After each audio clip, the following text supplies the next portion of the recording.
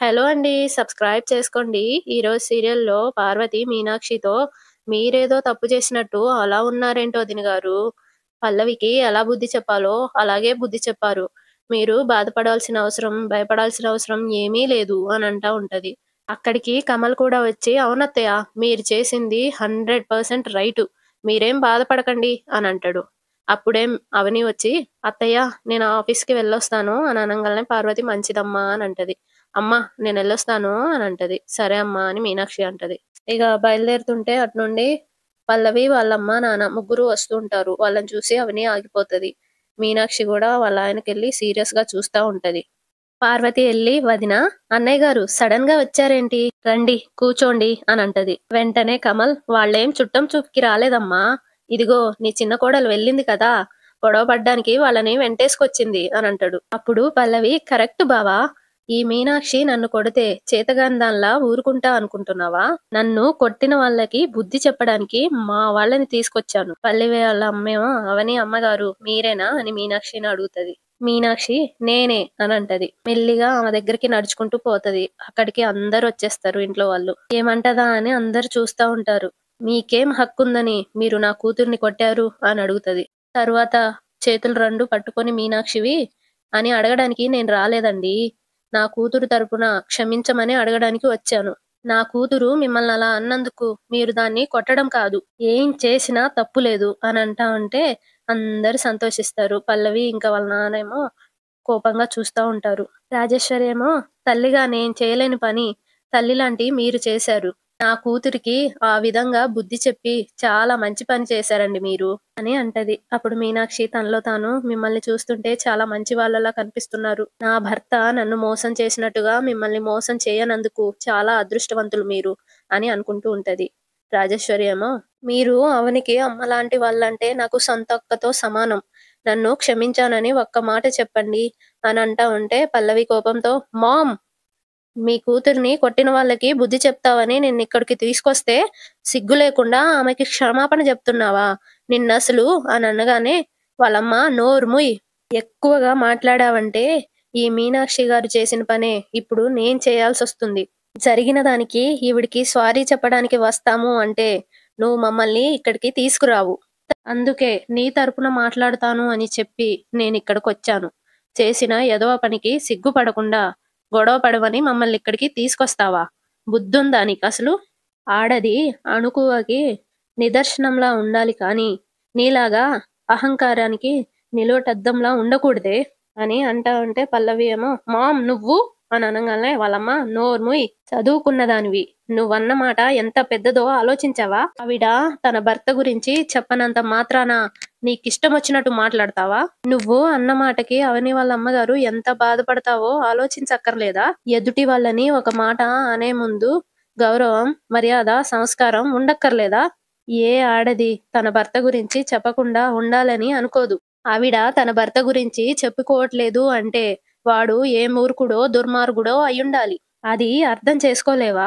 భర్త అనేవాడు మోసగాడో, పనికిమాలినవాడో, నీచుడో అయ్యుంటే అలాంటి వాడి గురించి ఏ భార్య చెప్పాలని అనుకోదు. అది తెలుసుకో ముందు. తప్పు చేశాను, తప్పుగా మాట్లాడాను అని మీనాక్షి గారిని క్షమాపణ అడుగు అని అంటా ఉంటే పల్లవి అట్లే చూత్తా ఉంటది కోపంగా. చెప్పింది నీకే క్షమాపణ అడుగు అని గట్టిగా అంటది మళ్ళీ. అప్పుడు కమల్ క్లాప్స్ కొట్టి "నువ్వు సూపర్ అత్తయ్య. నీ కూతురికి ఎలా బుద్ధి చెప్పాలో అలాగే చెప్పావు. నువ్వు నాకు నచ్చావు అత్తయ్య" అని అంటాడు. "ఓయ్ మీ అమ్మ సారీ చెప్పమని చెప్తుందిగా చెప్పు" అని అంటాడు. అప్పుడు పల్లవి పేరంటానికి పిలిస్తే పిండం పెట్టడానికొచ్చినట్టుంది నీ వరస. నువ్వు చెప్పమంటే నేనెందుకు చెప్తానని అనుకుంటున్నావు? నన్ను సపోర్ట్ చేయడానికి వస్తానని చెప్పి మామ్ రివర్స్‌లో నన్నే సారీ చెప్పమని అంటుంది. చూసారా డాడ్? నన్ను కొట్టిన ఈవిడకి అసలు నేనెందుకు సారీ చెప్పాలి డాడ్? అని వాళ్ళ నాన్నతో అంటా ఉంటే అవని ఏమో పిన్ని గారు మా అమ్మకి సారీ చెప్పమని అంటున్నారు. మీరు కూడా మా అమ్మకి సారీ చెప్పమని చెప్తే బావుంటుంది అని అంటది చక్రధర్‌తో.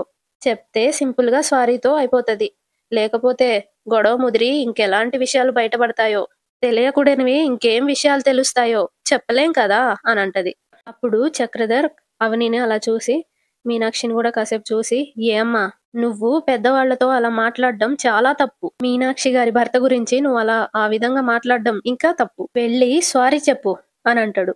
వెళ్ళి సారీ చెప్పన్నానా అని గట్టిగా అరుస్తాడు. వెంటనే పల్లవి, నాకు ఈ మాట చెప్పడానికే మీరు మామ్ ఇక్కడికొచ్చారా? నేను చెప్పను అని అంటది. అప్పుడు చక్రధర్ తనలో తాను, నువ్వు చెప్పకపోతే అవని నా చేత మీనాక్షికి సారీ చెప్పించేలా ఉంది అని అనుకుంటూ గట్టిగా, నీకు నా మాట అంటే కూడా లెక్కలేదా? ఆవిడికి నువ్వు సారీ చెప్పకపోతే అందరి ముందు నేను నిన్ను కొట్టాల్సొస్తుంది అని అంటాడు పల్లవితో. చెప్తావా లేదా అని అంటాడు. చెప్పు అని రాజేశ్వరి అంటది. పల్లవి ఆమె దగ్గరికెళ్ళి, నేను మీ గురించి మాట్లాడిన దానికి సారీ అని అంటది. లోపలికి వెళ్ళిపోతది. రాజేశ్వరి ఏమో మీనాక్షితో, జరిగిన దాని గురించి మీరేమీ మనసులో పెట్టుకోకూడదు. నా కూతురు కూడా మీ కూతురు లాంటిదే. పెద్ద మనసుతో నా కూతురు చేసిన తప్పుని క్షమించండి అని అంటది. అప్పుడు చక్రధర్ కోపంగా బయటికెళ్ళిపోయి కార్ దగ్గర ఫీల్ అయితా ఉంటాడు. అక్కడికి అవనొచ్చి అని అంటది. తిరిగి చూస్తాడు. అప్పుడు అవని, ఏంటి గుండె గొంతులో వచ్చేసినట్టుగా టెన్షన్ పడుతున్నారేంటి? ఇది నీకు మొదటి షాక్ మాత్రమే. నువ్వు నీ నోటితో మా అమ్మ నీ భార్య అనే విషయం చెప్పేంత వరకు ఇలాంటి షాకులు, టెన్షన్లు చాలా ఉంటాయి నీకు. ఈరోజు నువ్వే నీ కూతురుతో మా అమ్మకి క్షమాపణ చెప్పించావంటే మా అమ్మ కాళ్ళు పట్టుకునే రోజు తొందరలోనే ఉంది నీకు. ఇలాంటి సమస్యలు, కష్టాలు నీకు రాకుండా ఉండాలి అంటే వచ్చి మా అమ్మ కాళ్ళ మీద పడి క్షమించమని అడుగు. నువ్వే తన భర్త అని అందరి ఎదుట చెప్పు. రా వచ్చి చెప్పు అని అనంగానే చక్రధర్ నవ్వుతాడు. అది ఎప్పటికీ జరగని పని. నువ్వు బెదిరిస్తే భయపడ్డానికి నేనేమన్నా స్కూల్ పిల్లాడిని అనుకున్నావా? లేకపోతే చేతగాని వాడినని అనుకుంటున్నావా అని అంటా ఉంటే అవని ఏమో, నీ మాటల్లో తెగింపు కనబడుతున్నా నీ కళ్ళల్లో భయం కనిపిస్తుంది నాకు. భయాన్ని ధైర్యంగా చూపించుకోలేని నీ మేకపోతు గాంభీర్యం నిన్ను కాపాడలేదు అని అంటా ఉంటే చక్రధర్ ఏమో, నేను అన్నింటికి తెగించిన వాణ్ణి, దేనికి భయపడ్ను అని అంటాడు. అప్పుడు అవని, మా అమ్మని చంపాలయే అనుకున్నావు అంటే నిజం ఎక్కడా బయటపడిపోతుందో అని భయపడ్డావు కదా. నీ కూతురుతో సారీ చెప్పించావు అంటే నువ్వే నా భర్తవని మా అమ్మ ఎక్కడ నీ కూతురికి చెప్పేస్తుందో అని భయం కదా. నువ్వు నిజం ఒప్పుకోకపోతే నీ భయమే నీకు శిక్షగా మారుతుంది. ఆ పరిస్థితి వచ్చే కంటే మా అమ్మ కాళ్ళు పట్టుకొని నిజం చెప్పేయడం మంచిదని నీకు అనిపించడం లేదా అని అవని అంటా ఉంటే రాజేశ్వరి ఏమో అక్కడికి వస్తా ఉంటది. అది చూసి చక్రధర్ కంగారు పడతా ఉంటాడు. అక్కడికి వచ్చి ఏం మాట్లాడుకుంటున్నారు అని అడుగుతుంది రాజేశ్వరి. అదే పిన్ని, నిజం చెప్పమని బాబాయ్కి చెప్తున్నాను అని అంటా ఉంటే ఏం నిజమండి అని రాజేశ్వరి అడుగుతుంది. అప్పుడు అవని, పిన్ని అడుగుతుంది కదా, చెప్పండి బాబాయ్. అప్పుడు చక్రధర్ తడబడుతూ, అదే మన అమ్మాయి ఏదైనా తప్పు చేస్తే అది మన వరకు రాకుండా నేను సరిదిద్దుతానని అవని చెప్తుంది. ఇదే విషయం నీతో చెప్పమని నాతో చెప్తుంది అని అంటాడు. అప్పుడు రాజేశ్వరి, ఈ విషయం మీ బాబాయ్కి గాని నాకు గాని నువ్వు చెప్పనక్కర్లేదమ్మా. ఎలాంటి సమస్యనైనా నువ్వు పరిష్కరించగలవని నాకు తెలుసు అని అంటది. అప్పుడు అవని, ఎలాంటి సమస్యనైనా పరిష్కరిస్తానని పిన్ని చెప్తుంది చూస్తున్నారా. నా గురించి పిన్నికి తెలిసినంత విషయాలు మీరు మాత్రం తెలుసుకోలేకపోతున్నారు అని అంటా ఉంటే రాజేశ్వరి ఏమో, మన అమ్మాయి చేత అవని వాళ్ళ అమ్మగారికి సారీ చెప్పించి మంచి పని చేశారండి మీరు అని అంటది. తప్పు చేసినప్పుడు ఎవరినైనా క్షమించమని అడగడంలో తప్పు లేదండి అని అంటా ఉంటే అవని ఏమో, నేను కూడా ఇదే విషయం బాబాయ్కి చెప్తాను పిన్ని అని అంటది. వెంటనే రాజేశ్వరి, అవని నువ్వు చాలా మంచిదానివమ్మా. నీకు ఇంత గొప్ప మనసు, సంస్కారం ఉందంటే అవన్నీ నీకు మీ అమ్మ నుండే వచ్చుంటాయి. అలాంటి మీ అమ్మకి అన్యాయం చేసిన వాడు ఎవడో గాని వాడు బాగుపడ్డమ్మా. వాడు మనసు మానవత్వం లేని దుర్మార్గుడై ఉంటాడు. వాడు మీ అమ్మని ఎంత బాధ పెట్టాడో అంతకి 10 రెట్లు అనుభవిస్తాడు. ఆడదానికి అన్యాయం చేసిన వాడు సర్వనాశనం అయిపోతాడు. ఆడదాని ఉసురు ఊరికే పోదు. మీ అమ్మ కాచిన కన్నీళ్లే కారు చిచ్చుగా మారి వాణ్ణి కాల్చి బూడిద చేస్తుంది అని అంటా ఉంటే చక్రధరేమో, రాజేశ్వరి నాకు చాలా అర్జెంట్ వర్క్ ఉందని మనం బయలుదేరక ముందే చెప్పాను కదా, రా వెళ్దాం అని నవ్వుతూ అంటాడు. వెళ్ళి కారులో కూర్చుంటాడు. రాజేశ్వరి ఏమో అవనితో, నా కూతురు చేసింది తప్పేనమ్మా. నా కూతుర్ని తన సొంత కూతురు లాంటిదే అని అనుకుని పల్లవిని క్షమించమని మీ అమ్మతో చెప్పు, వెళ్ళొస్తానమ్మా అని వెళ్తది. అవని అని అంటది. ఇటు పల్లవి ఏమో రూమ్ లో వాళ్ళ అమ్మా నాన్న అన్న మాటలు తలుచుకుంటూ బాధపడుతూ అటు ఇటు తిరుగుతూ ఉంటది. నన్ను కొట్టిన వాడికి నేనే సారీ చెప్పాల్సి వచ్చింది ఛా అని అనుకుంటూ ఉంటది. వెనకాల నుండి శ్రేయ వచ్చి మీద చేయేస్తది. షాక్ అయ్యి వెనక్కి తిరిగి చూస్తే శ్రేయ, నా చిన్నప్పుడు కుడితిలో పడిన వెలుక, ముందు నొయ్యి వెనక గొయ్యి లాంటి మాటలు వింటూ ఉండేదాన్ని. ఆ మాటలకు అర్థం ఏంటి అనేది ఇప్పుడు నిన్ను చూస్తే అర్థమవుతుంది నాకు. పాపం నిన్ను చూస్తే జాలేస్తుంది పల్లవి. ఇలాంటి పరిస్థితి ఎవ్వరికీ రాకూడదు. అవును, నాకొక విషయం అర్థం కావటం లేదు అని అనగానే పల్లవి ఏంటది అని అంటది. ఆ మీనాక్షి ఎవరో మీ నాన్నకి తెలియదు. తెలియని మనిషి ముందు మీ డాడీ నిన్ను తిట్టారు. అంతటితో ఊరుకోకుండా కన్న కూతురు మీదే చెయ్యెత్తి మీ డాడ్ నీతో ఆమెకి సారీ చెప్పించాడంటే ఆ మీనాక్షికి మీ డాడీకి పరిచయం ఏదైనా ఉందేమో అని నా డౌట్ అని అంటా ఉంటే పల్లవి ఏమో ఏయ్ పిచ్చి పిచ్చిగా వాగుతున్నావేంటే అని అంటది. అప్పుడు శ్రేయ, నాకు వచ్చిన ఈ డౌట్ చాలా మందికి వస్తుంది, వాళ్ళందరినీ ఇలాగే తిడతావా? అయినా అవన్నీ నాకెందుకులే అని అక్కడి నుండి వెళ్ళిపోతుంది. అప్పుడు పల్లవి ఏమో శ్రేయాకు వచ్చిన డౌట్ ఇంకెవరికైనా వస్తుంది. మీనాక్షికి డాడ్కి పరిచయం ఉందో లేదో తెలుసుకుంటే అది నాకు ఉపయోగపడుతుంది అని అనుకుంటూ ఉంటది. ఇటు చక్రధర్ డైనింగ్ టేబుల్ దగ్గర కూర్చొని ఉంటే రాజేశ్వరి అన్ని వడ్డిస్తూ ఉంటది.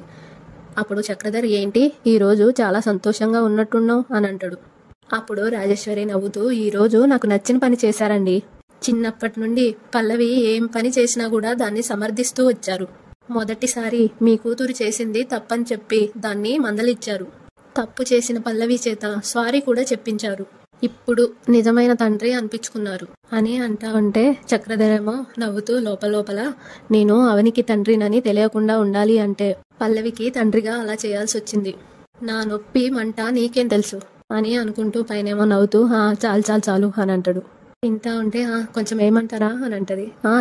చాలు అని తింటా ఉంటాడు. ఇటు అవని ఇంకా వాళ్ళ అమ్మగారు గుడికెళ్ళి వస్తూ ఉంటారు. మీనాక్షి ఏమో దేవుడి దర్శనం పూజ బాగా జరిగాయమ్మా అని అంటా ఉంటది. అప్పుడు అవని అవునమ్మా, జనం ఎక్కువగా లేకపోవడంతో పంతులు గారు కూడా చాలా భక్తిగా శ్రద్ధగా చేశారు అని అంటది. అప్పుడు మీనాక్షి అవునమ్మా, గుడికొస్తే ఏదో పెద్ద భారం దిగిపోయినట్టుగా మనసు నిర్మలంగా ప్రశాంతంగా ఉంటుంది అని అంటా ఉంటే ఈరోజు ఎపిసోడ్ అయిపోతుంది. రేపటి ఎపిసోడ్లో అవని వాళ్ళ అమ్మ దగ్గరికి చక్రధర్ వెళ్ళి సూట్ కేసులో డబ్బులు చూపిస్తాడు. వాళ్ళని పల్లవి ఆటోలో నుండి వెళ్ళి చూస్తూ ఉంటుంది. ఆపండి అని అంటది. ఆటోలో నుండి చూస్తూ ఉంటుంది. చక్రధర్ ఏమో ఈ 5 లక్షలు తీసుకొని ఎటైనా వెళ్ళిపో మీనాక్షి అని అంటూ ఉంటాడు. అక్కడికి అవని వచ్చి బ్యాగ్లో నుండి 100 రూపాయలు తీసి అక్కడ పెట్టి ఈ 5 లక్షలతో పాటు నేను 100 రూపాయలు కల్పిస్తున్నాను అని అంటది. ఇటు చక్రధర్ ఇంటికి వచ్చి సోఫాలో కూర్చొని ఉంటే అక్కడికి పల్లవి వచ్చి మీనాక్షికి డబ్బులు ఇవ్వబోవడం నేను చూశాను అని అంటది. వాళ్ళ డాడేమో షాక్ అయి లేస్తాడు. ఎందుకు అలా చేశారు అని అడుగుతూ ఉంటుంది. అంతటితో అయిపోతుంది. సబ్స్క్రైబ్ చేసుకోండి.